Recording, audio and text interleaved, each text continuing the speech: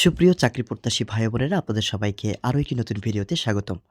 আপনারা দেখছেন Bappi's academy YouTube channel এবং আমি বাপ্পি রয়েছি আপনাদের সাথে। সুপ্রিয় ভাই বোনেরা, আজকের এই ভিডিওতে আমি আপনাদের সাথে কথা বলবো প্রাইমারি ভাইবা প্রস্তুতির অর্থাৎ ভাইবা বোর্ডের নিজ জেলা সম্পর্কিত যে প্রশ্নগুলো আপনাকে অবশ্যই করা হবে এবং এই প্রশ্নগুলোর আনসার না দিতে পারলে আপনি ভাইবা বোর্ডে বিড়ম্বনায় পড়ে যেতে পারেন। তো এরকম আমি প্রায় কয়েকটি প্রশ্ন বিভিন্ন ভাগে ভাগ করে আপনাদের জন্য এখানে উপস্থাপন করার চেষ্টা করেছি। আশা করছি আপনারা এই প্রশ্নগুলোর আনসার খুঁজে নেবেন এবং আপনার যে ভাইবা প্রস্তুতি সেটি আরও একটু পাকাপোক্ত করে নেবেন। তো প্রথম যে প্রশ্নটা আপনারা একটু খেয়াল রাখুন, আপনার জেলার নামকরণের সংক্ষিপ্ত ইতিহাস বলুন। এটা কিন্তু আপনাকে প্রশ্ন করতে পারে।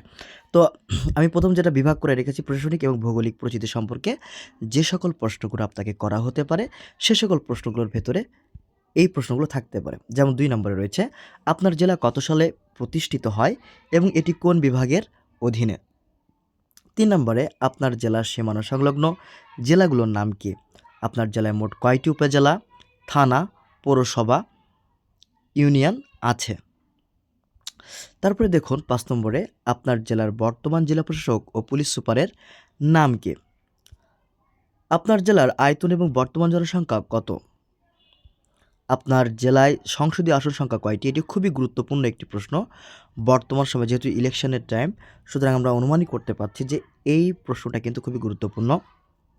তো আপনার জেলায় সংসদীয় আসন সংখ্যা কয়টি সেটা আপনারা জেনে নিবেন। আপনার আসনের বর্তমান সংসদ সদস্যকে, এটা আসলে এখন আর আসবে না।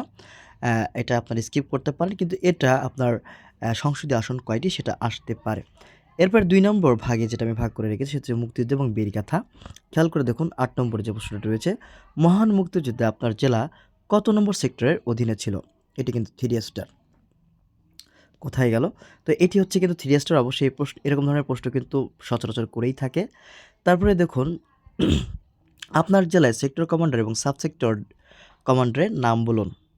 তারপর রয়েছে, আপনার জেলার খেতাবধারী কোনো মুক্তিযোদ্ধা যেমন বীরশ্রেষ্ঠ বীরুত্তম আছেন কিনা সেটা বলতে হবে এবং তার গ্রামের বাসা কোথায় বা থাকলে তাদের নাম ও গ্রাম আপনাকে বলতে হতে পারে। আপনার জেলায় কোনো উল্লেখযোগ্য বধ্যভূমি বা গণকবর আছে কিনা সে সম্পর্কিত আপনাকে প্রশ্ন করতে পারে। আপনার জেলা কবে শত্রুমুক্ত হয়েছিল বা জেলা মুক্ত দিবস কবে, এটা একটু দেখে যাবেন। এই প্রশ্নটি কিন্তু করতে পারে যদি মুক্তিযুদ্ধ থেকে আপনাকে প্রশ্ন করে। তারপরে দেখুন বিভাগ ৩-এ আমি যেটা রেখে দিয়েছি সেটা হচ্ছে বিখ্যাত ব্যক্তিত্ব এবং স্থাপনা সম্পর্কিত বিষয়ে। যেমন ১৩ নম্বর প্রশ্নটা রয়েছে, আপনার জেলার অন্তত ৩ জন প্রখ্যাত সাহিত্যিক বা কবির নাম বলুন। প্রতিটা জেলায় কোনো না কোনো সাহিত্যিক বা কবি থাকেন। তো আপনারা হচ্ছে তাদের নামগুলো একটু দেখে যাবেন এবং তাদের নামগুলো বলে যাবেন। আপনাদের প্রতি নিজ নিজ জেলার যে নামগুলো রয়েছে সেগুলো আপনারা বলার চেষ্টা করবেন এবং আগে থেকেই প্রস্তুতি নিয়ে যাবেন। ১৪ নম্বরে, আপনার জেলার বিখ্যাত ২ জন রাজনীতিবিদের নাম বলুন যারা জাতীয় পর্যায়ে অবদান রেখেছেন। ১৫ নম্বরে, আপনার জেলায় প্রধান দর্শনীয় স্থান বা পর্যটন কেন্দ্রগুলো কী কী?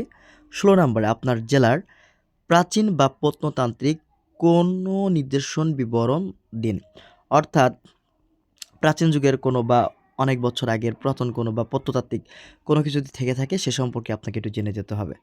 এরপরে দেখুন ১৭ নম্বর যে প্রশ্নটা আপনাকে করতে পারে সেটি হচ্ছে, আপনার জেলায় কোনো বিখ্যাত মাজার, মন্দির বা চার্চ আছে কিনা? যেমন বাগেরহাটে রয়েছে ৬০ গম্বুজ মসজিদ, তারপরে হচ্ছে আপনার মহেস্থানগড় রয়েছে বগুড়ায়। তো এরকম ধরনের বিষয়গুলো আপনাকে প্রশ্ন কিন্তু করতে পারে, একটু দেখে যাবেন। আপনার জেলার বিখ্যাত যে মাজার, মন্দির বা চার্চ রয়েছে সেগুলো দেখে যাবেন। ৪ নম্বর ভাগে আমি রেখেছি অর্থনীতি, কৃষি এবং ঐতিহ্য সম্পর্কিত বিষয়। যেমন ১৮ নম্বরে আপনাকে যে প্রশ্নটি জিজ্ঞেস করতে পারে, আপনার জেলার বিখ্যাত সিগনেচার বা খাবার বা পণ্য কোনটি? যেমন এখানে বগুড়ার দই, অর্থাৎ সিগনেচার পণ্য বা খাবার, মানে যেটা বললে আপনাকে চিনবে। যেমন সাতক্ষীরায় কিন্তু হোয়াইট গোল্ড হিসেবেই কিন্তু পরিচিত, যে কারণ এখানে অনেক চিংড়ি পাওয়া যায় ইত্যাদি কারণে, এবং ম্যানগ্রোভ বন রয়েছে, অর্থাৎ সুন্দরবনের কিন্তু সুন্দরবন কিন্তু আমাদের সিগনেচার একটা।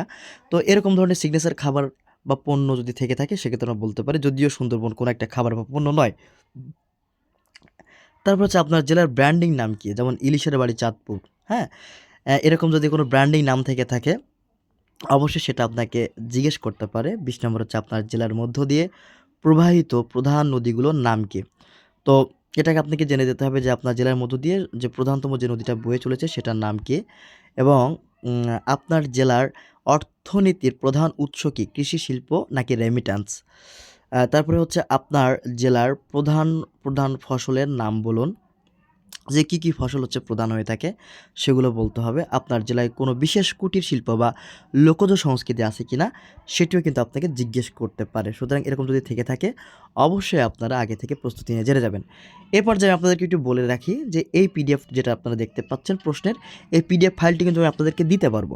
তো এর জন্য আপনাকে শেষ পর্যন্ত ভিডিওটা দেখতে হবে এবং শেষাংশে একটা ছোট্ট কাজ করতে হবে, সেটা আমি ভিডিওর মাঝে বা শুরুতে বলে দিব।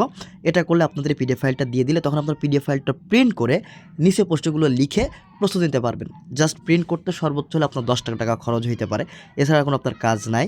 তো দেখুন আপনার জেলায় কোনো বিশেষ যেটা বলছি, এবার 5 নম্বর বিভাগে আমি যেটা ভাগ করে রাখছি সেটা হচ্ছে শিক্ষা ও বিশ্লেষণমূলক প্রশ্ন। তো দেখুন এখানে কি বলছে, আপনার জেলায় শিক্ষার হার কত, পুরুষ বা মহিলা আলাদা হার জেনে রাখাও ভালো। 25 নম্বর যে প্রশ্নটি ভাইবা বোর্ডে করতে পারে, আপনার জেলার বিখ্যাত কিছু শিক্ষা প্রতিষ্ঠানের নাম বলুন। শিক্ষক হিসেবে আপনি আপনার জেলার শিক্ষার প্রসারে কী ভূমিকা রাখবেন। 27 নম্বর যে প্রশ্নগুলো আসতে পারে বা করতে পারে, আপনার জেলায় 3টি প্রধান সমস্যা ও 3টি ইতিবাচক দিক বলুন। 28 নম্বরে দেখুন, আপনার জেলায় কোনো ঐতিহাসিক আন্দোলন বা বিদ্রোহের ইতিহাস আছে কি?